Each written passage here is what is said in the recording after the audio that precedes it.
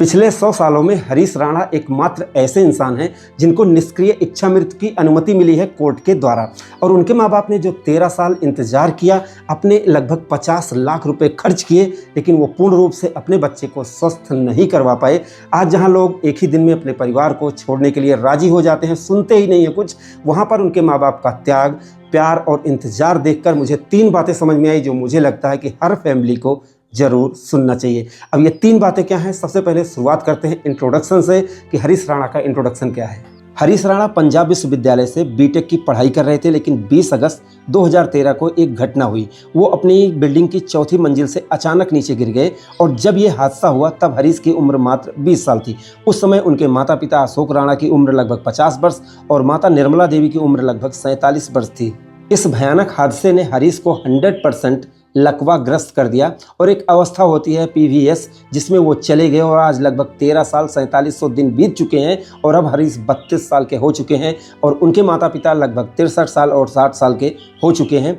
और इस भयानक हादसे ने हरीश को 100% लकवाग्रस्त कर दिया और एक स्थिति होती है पीवीएस जिसमें वो चले गए और आज 13 साल लगभग 4700 दिन बीत चुके हैं और अब हरीश 32 साल के हो चुके हैं। उनके माता पिता लगभग 63 और 60 साल के हो चुके हैं। इन 13 सालों में उन्होंने अपने बच्चे की एक छोटे से बच्चे की तरह ही बिल्कुल सेवा की है और बेटे की जान बचाने के लिए परिवार ने अपनी पाई लगा दी। 13 सालों के इस लंबे इलाज में उन्होंने लगभग 50 लाख रुपए के आसपास खर्च किया होगा। कर्ज इतना बढ़ गया कि 2021 में परिवार को दिल्ली के महावीर एन्क्लेव में अपना स्थित 3 मंजिला पुश्तैनी मकान बेचना पड़ा और अपना घर बिकने के बाद 63 साल की उम्र में पिता अशोक राणा, जिनको मात्र 3500 रुपये पेंशन मिलती थी, उनको घर चलाने के लिए सड़क के किनारे स्प्राउट्स और सैंडविच तक बेचने पड़े।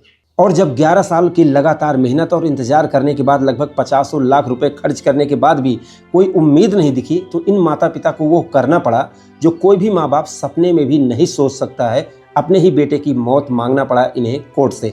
2024 में वो दिल्ली हाई कोर्ट गए, लेकिन कोर्ट ने ये कहकर याचिका खारिज कर दी कि हरीश वेंटिलेटर पर नहीं है, इसलिए उन्हें इच्छा मृत्यु नहीं दी जा सकती है।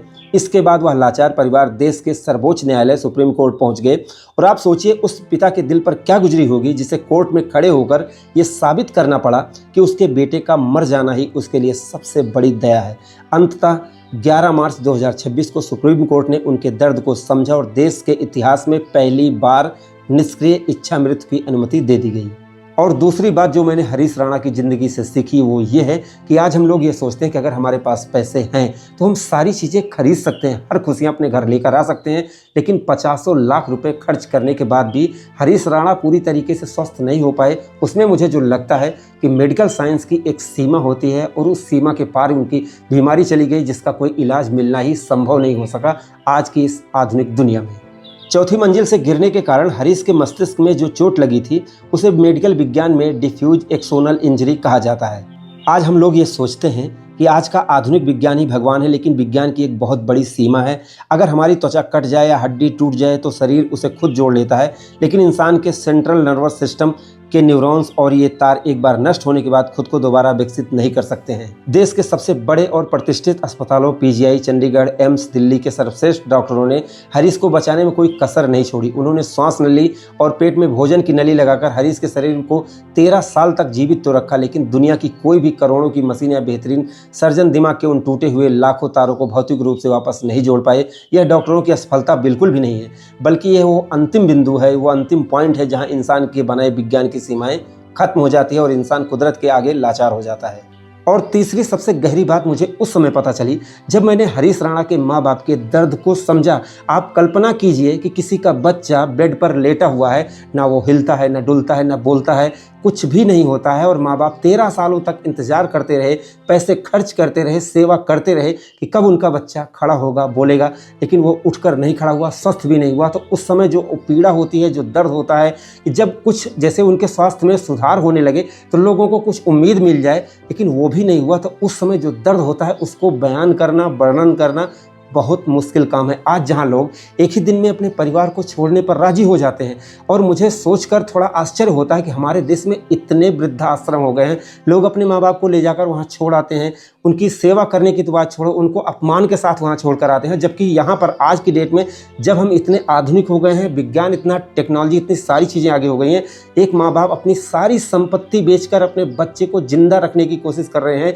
तो ये प्यार है, तो बच्चों को भी चाहिए कि अपने माँ बाप का पूरा साथ देना चाहिए। हरीश राणा जो भाई हैं, उनकी इस रियल लाइफ स्टोरी से कुछ तो सीखना चाहिए, क्योंकि कुछ भी चीज़ें होती हैं, आज इंटरनेट इतना आगे है कि आप चाहें तो दूसरों के जीवन से भी कुछ सीख सकते हैं।